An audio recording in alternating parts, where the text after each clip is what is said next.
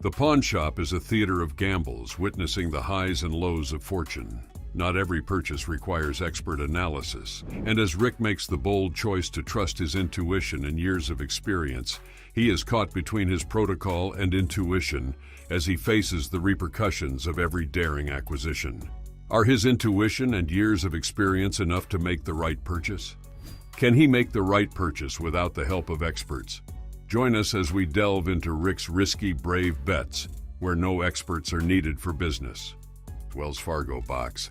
A customer named Bill walks into the pawn shop and presents a Wells Fargo strong box, handcuffs, a ball, and a chain. He hopes to get at least $2,000 for everything, as he claims that the ball and chain are from a Folsom prison from the late 1800s to the 1900s. To his disappointment, Rick spots that the chain is fake because it was electrically welded. This form of welding was not available in the 1800s, and no prison ever had a name on their balls. Rick assumes that the box might be real, but given his experience dealing with stuff like this, he is certain that the handcuffs, ball, and chain are all fake. With little objection, Bill agrees with Rick's judgment and then discloses that the box did not come together with the other items. Given that Wells Fargo's strong boxes have an incredible history dating back to the 1850s, Rick is certain that he could get interested customers for the box and then offer to pay $400 for it, but Bill demanded $200.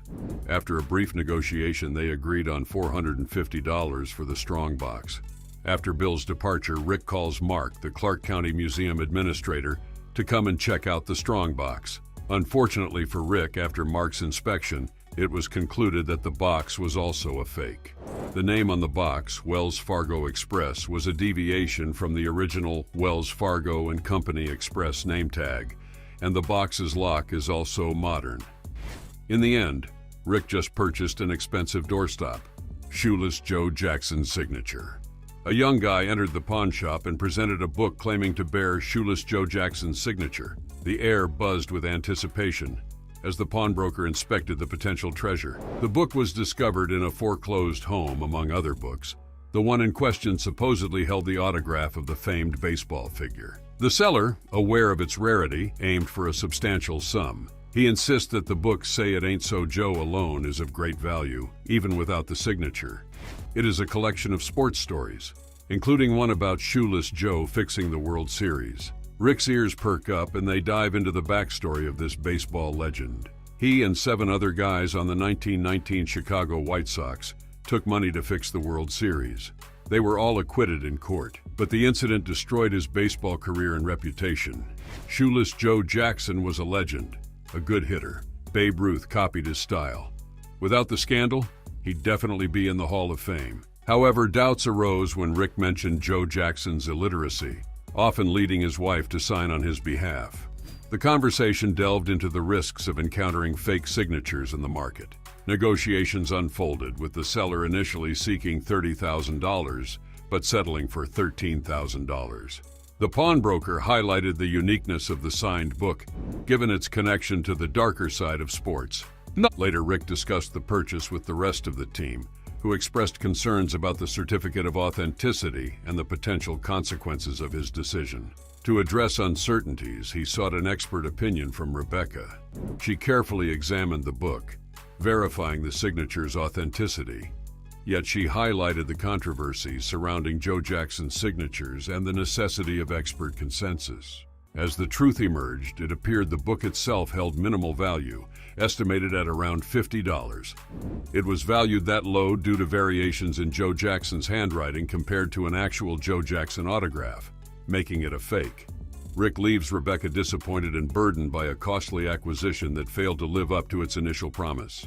1970 Octavia Joe Siffert edition watch. Randy enters the scene with an intriguing item, a 1970 Octavia Joe Siffert edition watch. The watch, associated with the renowned Formula One race car driver Joe Siffert, held sentimental value as it had been for his father, a dedicated race car enthusiast, before being passed down to him. Randy and Rick shared details about the watch, its unique features, and the historical significance of Joe Siffert. The watch, primarily kept in good condition within a box, had a distinct charm owing to its connection with a legendary figure in racing. The watch was a 1970 Siffert Heuer Autavia, and Swiss car racer Joe Siffert wore the white-faced Heuer Autavia chronograph in 1968. Originally sold for $225, it is now valued at $1694. Rick explains the rarity of such watches, explaining that they were not popular due to their inaccurate speedometers and were only effective if you had mile markers and a stopwatch in your car to determine how fast you were traveling.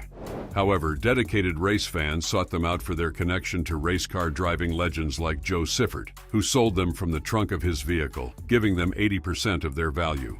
He further explains that Heuer watches from the 60s and the 70s were loved by everyone, and even Steve McQueen wore one in the movie Lemons, which ended up selling for over $800,000.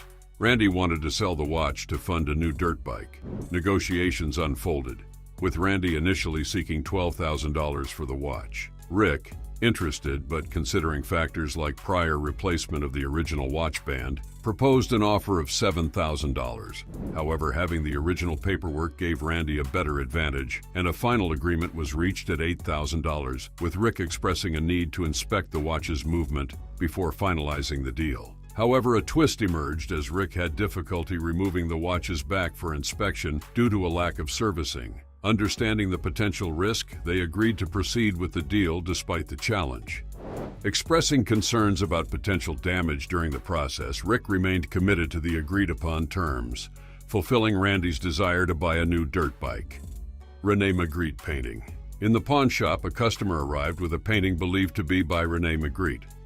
The pawnbroker called in an art expert, Chad Sampson, to assess the artwork's authenticity. Chad, knowledgeable about René Magritte's surrealist style and his history with Picasso, gives a background on René. He reveals a fascinating layer of art history, revealing that during a period of financial difficulty, Magritte engaged in recreating some of Picasso's works. Out there in the world was the possibility of a fake Picasso's artwork created by Magritte.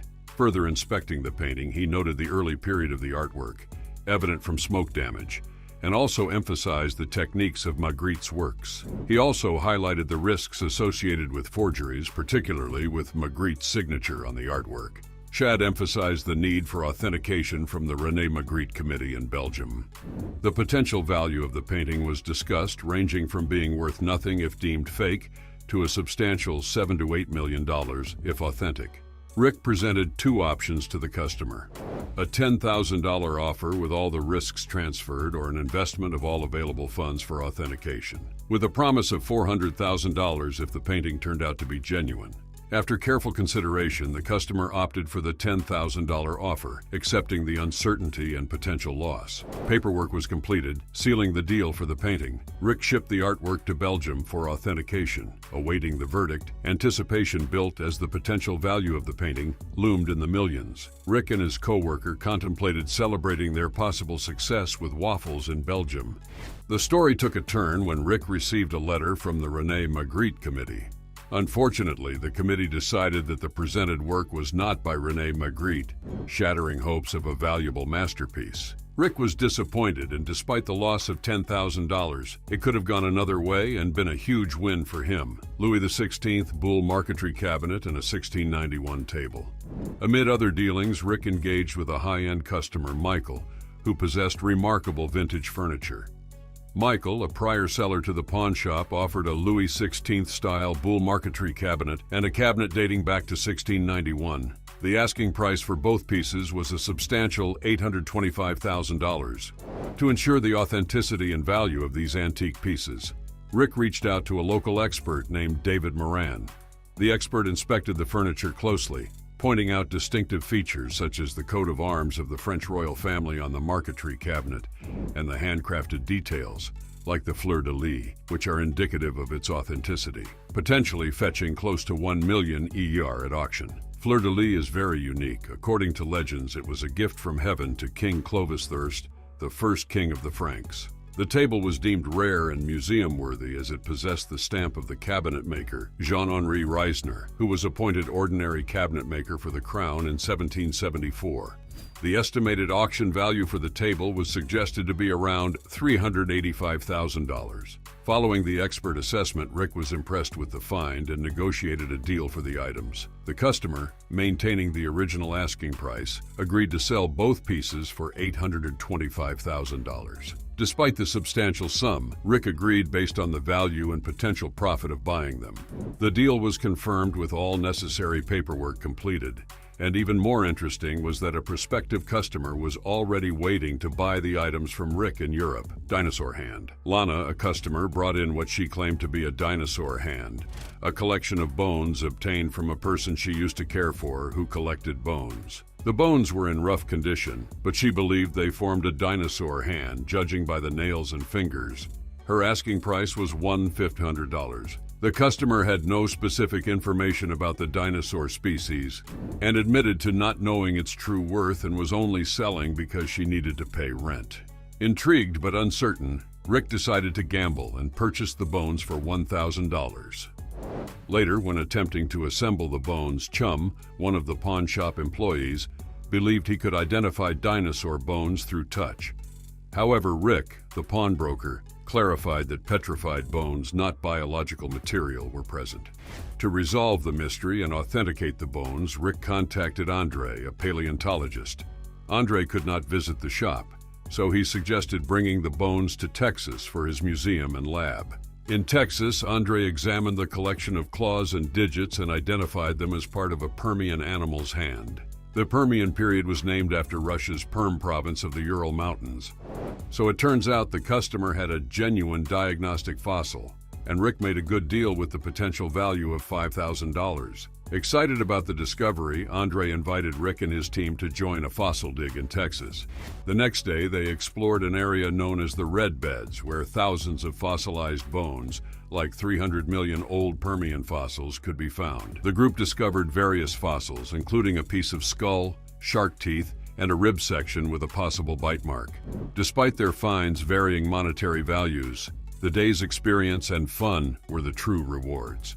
Which of these transactions discussed today do you find most interesting? Let us know in the comments section. Remember to like and subscribe for more intriguing videos. Thanks for watching. See you next time.